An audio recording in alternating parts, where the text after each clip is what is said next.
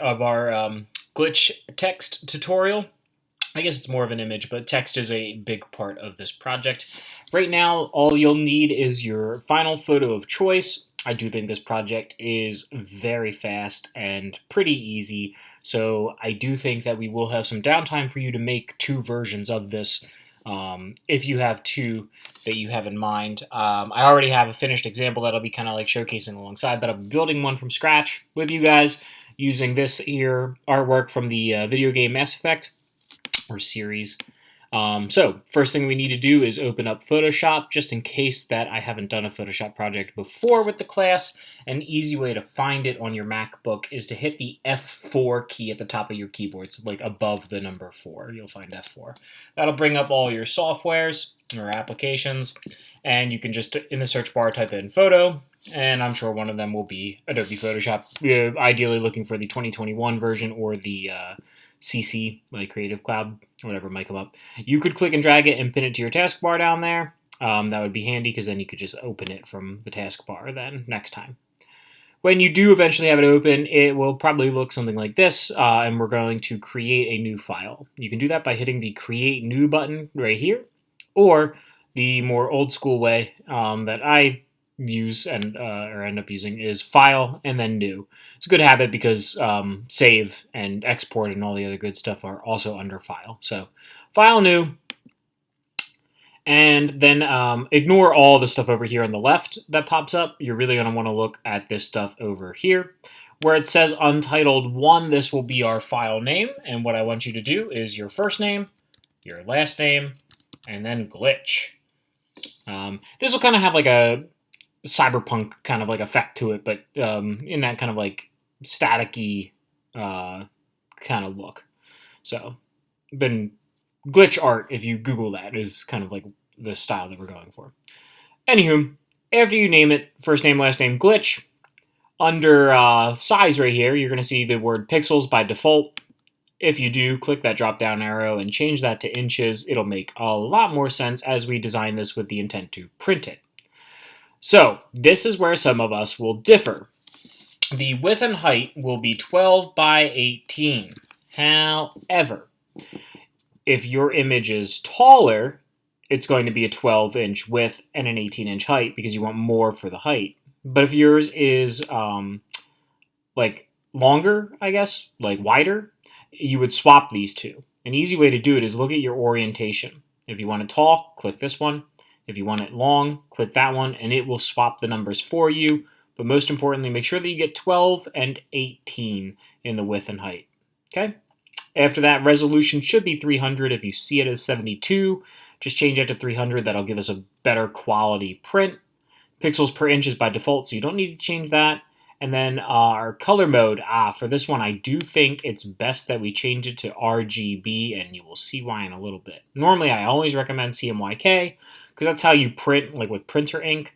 In this case here, we will be playing with RGB channels, individual color channels, and it just makes more sense mentally to run RGB on this. It will possibly, and I mean like we're talking really slightly changed what it looks like when it prints by like 1% off. But whereas CMYK would literally be 0. So, you know, it is what it is. Don't change the 8-bit. That'll up the file size dramatically, and then it'll take forever to open. It's not worth it. And background can leave as white. So then go ahead and hit Create. Should end up with a white rectangle, whether that be tall or wide, and then you're ready for our next step. What I'm going to do to import the image, like I said, have it on your desktop.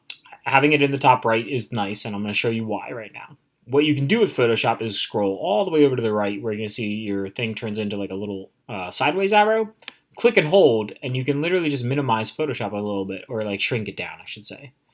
And then what I think is the best way to import an image, rather than open it in a new Photoshop file, is take this, your image of choice, and click and drag it onto the white space.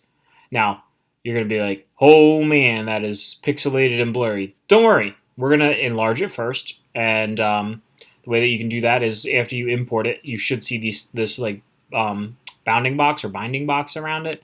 Click and drag on any of the corners to increase it. Now, you will notice that you probably will lose some on the sides, so you just kind of have to figure out where you want to position it.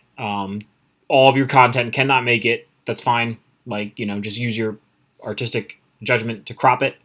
After you have it in a place that you're okay with, go ahead and hit the enter or return key, and voila, there we go. Photoshop rendered it. The reason why it stays pixelated at first is just because it hasn't fully rendered, because it's waiting for you to decide where you want it and how big you want it.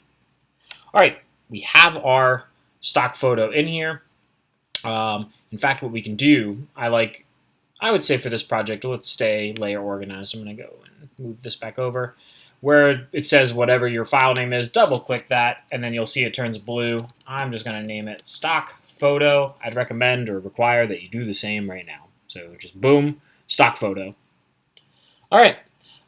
Our next step for this glitch text is actually to desaturate this. We're going to be playing with a lot of channels, and it's easier to do so when you're dealing with not grayscale, but desaturated, meaning like less intense color. If you see image all the way at the top here, click that, and then you will find one that should say desaturate is what I am looking for. Image adjustments, maybe desaturate. Brightness. I do not see. Oh, there it is. Oh, this is good. I'm glad this happened to me. It will not let me click on desaturate. Let me show you image adjustments, and then it's right here, desaturate. The reason why it's not letting me do this is this little icon right here. My photo is what they call a smart image right now. Kind of annoying. They're higher quality, but they don't really let you edit it, which is annoying. So what I recommend doing is, I guess I should show you what I did there. While I'm anywhere on here, like by the text or even off to the side, I'm going to right-click. Just in case I haven't told you before, how to right-click on a trackpad is 2 fingers down at the same time. That'll simulate like a mouse right-click. And then I want you to scroll down to where you see rasterized layer right here. Okay, click that. That'll take that away. Good thing is the quality is still the same, so it's totally fine. Like absolutely worth and required to do. So I'll probably have paused that and let everybody do that in class. We're gonna move on though pretty fast in the video anyway. If you're watching this on your own, feel free to pause continuously. So back up to image adjustments, and then we're gonna go all the way down here to desaturate right there. Now it'll let us do it. Boom, perfect. I know it looks like, whoa, that's all gray right now. It's technically not, and you'll see in a little bit that it's not fully gray, or we can still edit some colors. All right, this layer right here, we want to make a copy of it. We want 2 photos that kind of like bounce off of each other in a way. And the easiest way to copy a layer, in my opinion, is you click and drag it onto the new layer button. That plus sign that you're seeing right down here, this will create a new layer. But if you click and drag a layer onto it, you'll see that it just makes a copy of it, which is perfect. That's exactly what we want. All right. We want to open the settings of this copy layer. To quickly open layer settings, not the text, but just like empty area of the layer, double click like really fast, like tap tap. And you'll see that layer style opens up. What we're looking for is to uncheck the red channel. We don't want any red in this image at all. So see where this R is right here? Unclick that.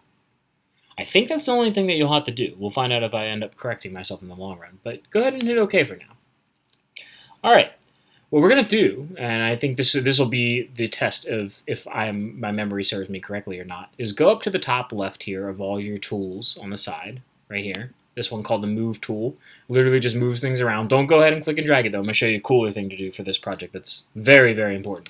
Your arrow keys that are on your keyboard, your up, down, left, and right.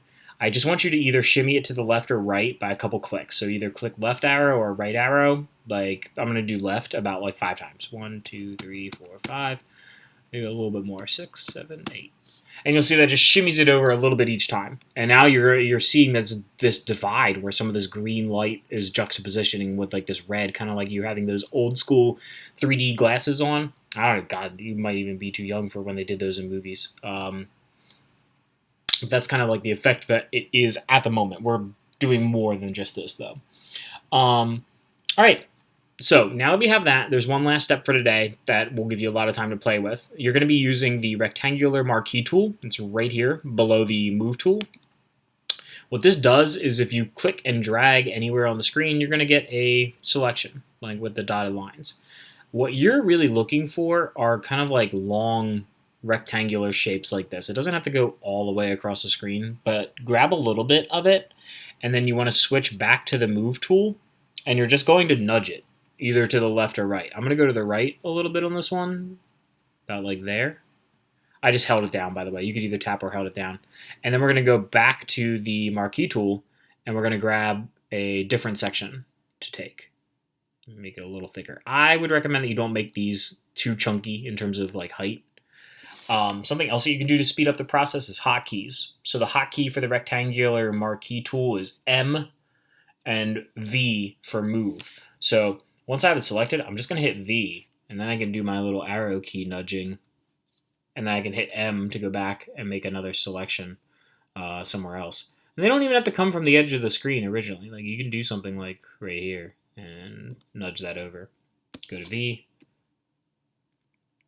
and just nudge. I don't think it looks good when you go like completely haywire and nudge it like really, really far. So try to keep it close-ish. If you ever want to, you could just open click with the marquee, and that'll undo it. I'm going to do mine a little bit more than this, just to kind of keep it going, but hopefully you get the effect. And you can do it over other ones as well. I think that's where it looks really cool. Spend some time with this. You'll see, I'll post, obviously, when I'm done with this, but this is kind of like part one or a checkpoint of where we're at. When you're done for the day with this, what we are going to do is go up here to File, and we're going to do Save As right here. When you get to this screen here, just do Save on your computer. And the only thing I really want you to double check is where it says Where. Make sure that you find Desktop as your option for that. The Save As should come up as your first name, last name, glitch.psd, because we did that when we were setting up the file. And everything else here is default, so it should be good. Don't change any of that. And then go ahead and hit Save. And then hit OK if the format options come up. And then you're good to go. I'm going to stop the video, but I'll have a post of like what my, I don't want to say final, but what my checkpoint kind of looked like when I was done. So I will see you guys in part 2.